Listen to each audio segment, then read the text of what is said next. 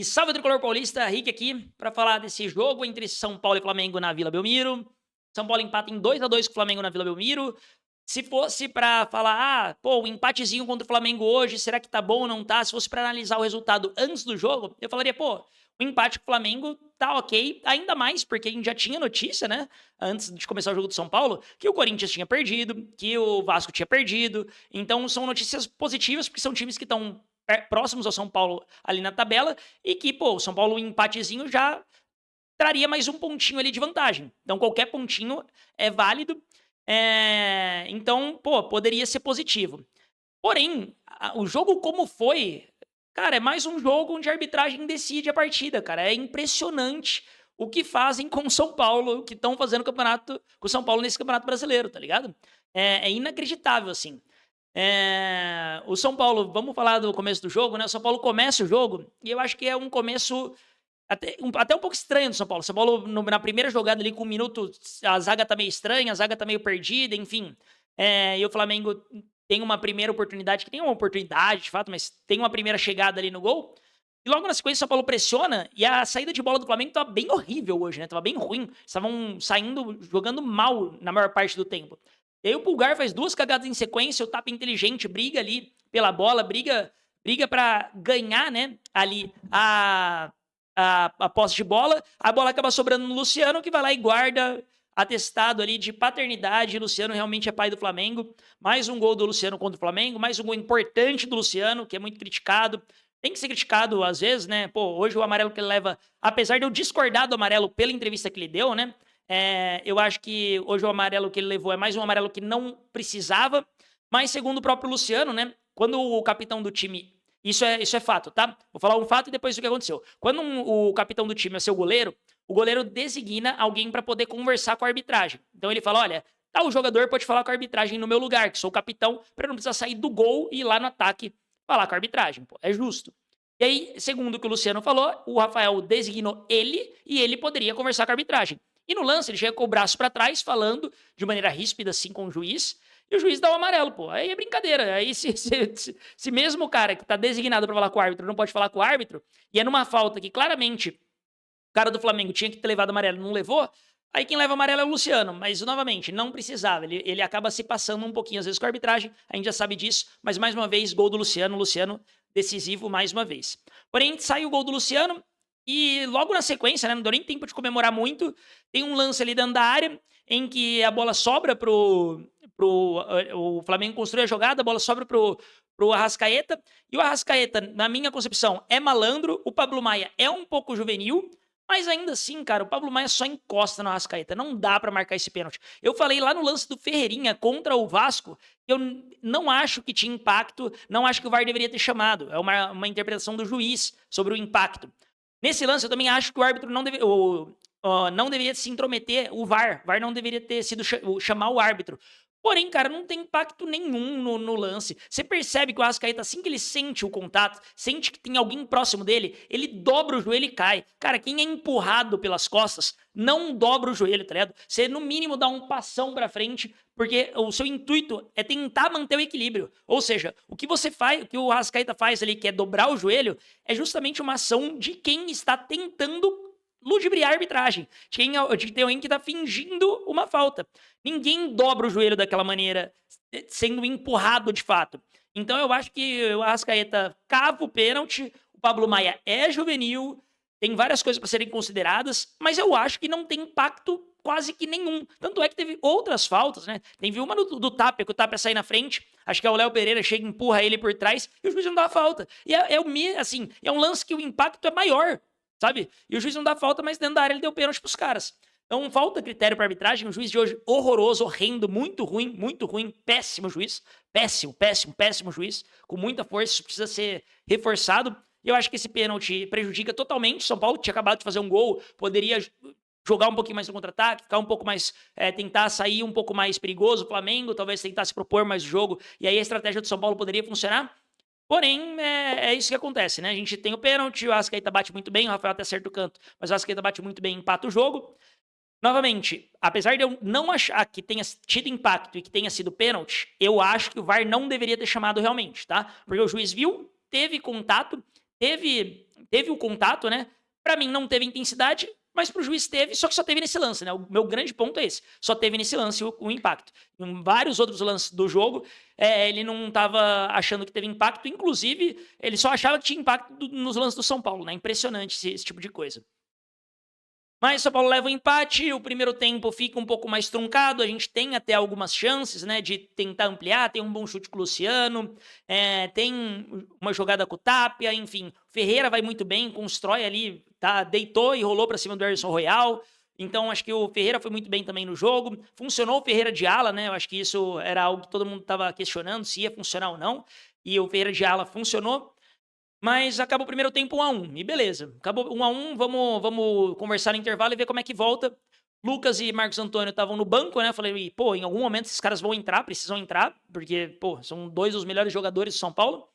E aí, o que acontece, basicamente, é que a gente volta igual pro segundo tempo, só que a gente, em questão de postura, em questão de ficar um pouco mais com a bola, de trabalhar um pouco mais, São Paulo tá melhor. São Paulo realmente tá melhor no jogo. E aí o São Paulo consegue trabalhar um pouquinho mais, tem outra boa jogada com o Luciano, consegue tentar fazer um pouco mais de coisa, tem vários escanteios ali, enfim, o São Paulo tá bem no jogo nesse momento. Porém, o Flamengo, segue sendo um time perigoso de excelentes nomes, e tem um cruzamento muito perigoso ali pra área que o Samulino quase faz o gol. E nesse momento que o Samulino quase fez o gol, que a bola foi por cima do gol, eu falei, caralho, o Ferrari está muito mal posicionado. Ele não tá marcando ninguém, e querendo ou não, quem vem correndo de fora para dentro, né, que é o caso do Samulino, o Cedric tem que sim que acompanhar o Samulino, obviamente, mas quem vem correndo nesse lance é o zagueiro que dá 2 passos para trás e tira essa bola de cabeça. Então essa bola era do Ferrarese. E aí, um lance seguinte, acontece exatamente a mesma jogada e o Ferrarese tá mal posicionado de novo, cara. De novo, ele mal posicionado. Pô, Ferrarese, você não pode fazer isso, cara. Você tem 1,90 de altura, você tem que estar minimamente bem posicionado que você vai tirar essa bola de cabeça. E aí o Ferrarese, se vocês olharem o replay do lance, o Ferrarese tá lá em cima, tipo, lá em cima, do lado do cara que o Sabino tá marcando, pô. Enfim, isso não pode acontecer, erro crasso do Ferrarese. Acho que o Cedric também falha, né? Ele poderia ter ganhado do Samulino na corrida, mas eu acho que a falha maior é do Ferrarese, tá?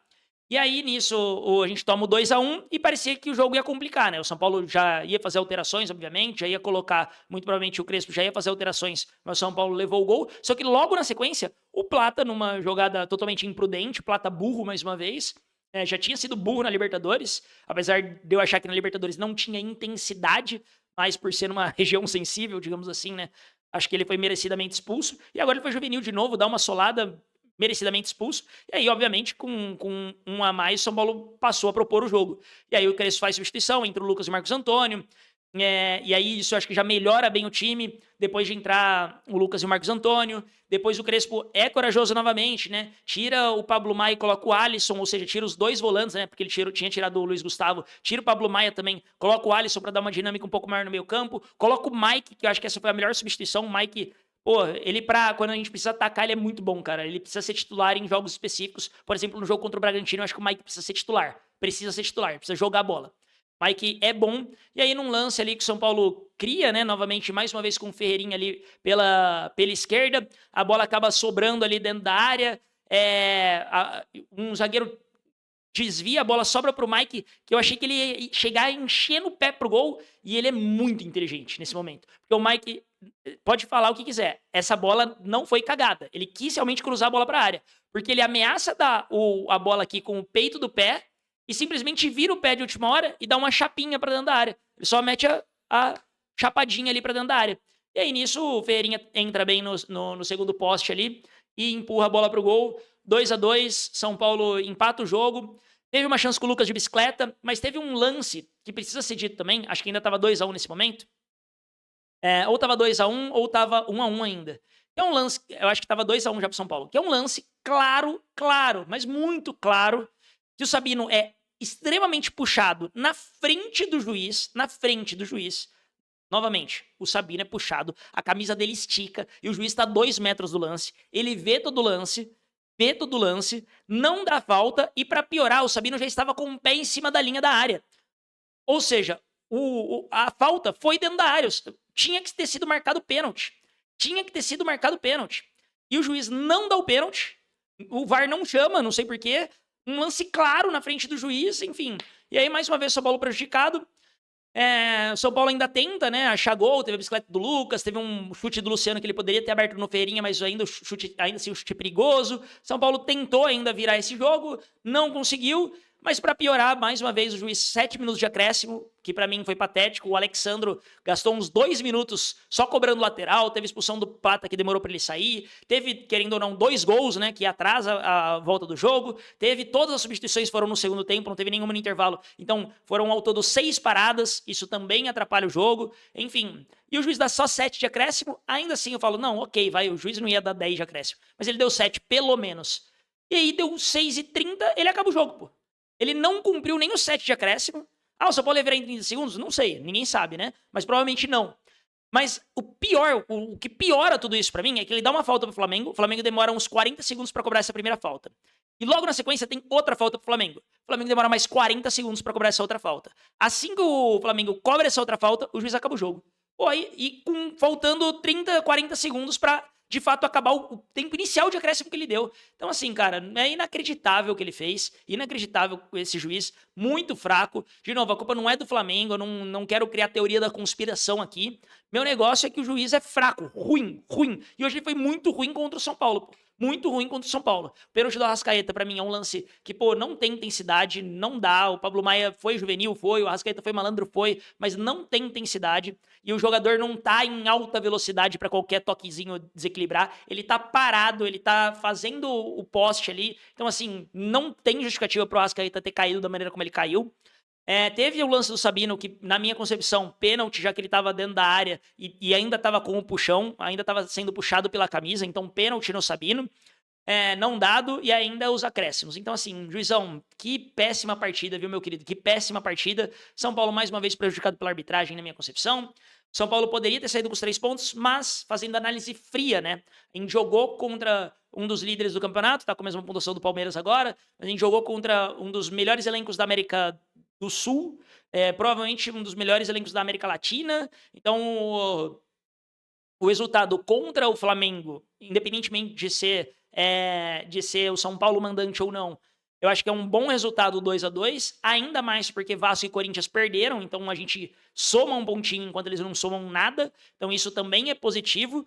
Porém, fica aquele gostinho de que dava para ter ganhado os 3 pontos, dava para ter garantido. Infelizmente, o juiz não ajudou a gente nessa. O juiz, porra, foi, assim, beira a sacanagem o que fizeram com o São Paulo mais uma vez. Mais uma vez que a gente podia estar com 6 pontos a mais e tá brigando já por G4, G5. Com 6 pontos a mais a gente já estaria nessa zona aí muito próximo ao G5. E infelizmente, São Paulo prejudicado. E é isso, né? Não tem muito o que ser dito. Seguimos aí numa série invicta, né? 3 jogos sem perder. Vamos pegar o Bragantino no sábado. O Bragantino que tá numa fase horrorosa, mas acabou ganhando do Corinthians hoje. E o São Paulo tem que somar 3 pontos contra o Bragantino. Se quiser aspirar, seguir brigando ali na zona de Libertadores, São Paulo precisa somar 3 pontos contra o Bragantino. Precisa ganhar dos caras, precisa ir pra cima. Bragantino, por história, é uma pedra no sapato do São Paulo, mas São Paulo precisa ganhar esse jogo, se vira, vamos pra cima, vamos tentar ganhar essa partida, porque vai ser muito importante esses 3 pontinhos, e São Paulo, quanto mais pontos puder somar aí nessa briga, depois tem a pausa pra data FIFA e volta ali com o jogo contra o Corinthians, né, que também é um confronto direto nessa briga aí da parte de G8, G7, G6, enfim, também é uma briga direta ali. Então o São Paulo precisa ganhar do Bragantino, fazer um jogo bem honesto contra o Corinthians. Se der pra ganhar, beleza, mas o empate nesse jogo também não é tão ruim. E depois tem alguns adversários fragilizados, como o Inter, como o Juventude, que eu acho que dá pro São Paulo somar pontos, garantir a vitória e buscar essa Libertadores, que eu acho que é o grande objetivo no ano. Com relação ao Palmeiras, tinha uma galera falando, obrigado, ajudou o Palmeiras. Eu quero que o Palmeiras se foda, irmão. Não tô nem aí pro Palmeiras. Se o Palmeiras for campeão, parabéns. Se não for, azar o Palmeiras. Eu não tô nem aí pro Palmeiras. Eu sou São Paulino, eu tô julgando o São Paulo, tá ligado? O São Paulo precisava somar ponto hoje. Somou 1, podia ter somado 3. E se somasse 3, obviamente ia ficar mais feliz do que somar 1. Mas 1 foi um bom resultado pro São Paulo. Flamengo e Palmeiras, vocês que se resolvam. Não tem nada a ver com isso. Vamos pra cima. Vamos somar o máximo de pontos possíveis para a gente estar na Libertadores ano que vem de novo. Vou fazer um vídeo sobre isso, mas vocês precisam ver a questão de receita da Libertadores comparada à Sul-Americana. É muito mais receita, a gente não pode se dar o luxo de, fudido financeiramente, ficar de fora de campeonato que dá muita receita e que dá muito público e que o ingresso é caro pra caralho, né, senhor Casares? caro pra caralho e isso acaba dando uma receita ainda maior pro clube. Então é isso. Se gostou do conteúdo, não esquece de se inscrever aí no canal, de dar aquele joinha, de dar aquela moral. É nóis demais. Aquele abraço. Sabadão tamo aí de novo em live. Obrigado por todo mundo que colou. Sabadão tamo em live de novo. É isso. E vamos, São Paulo.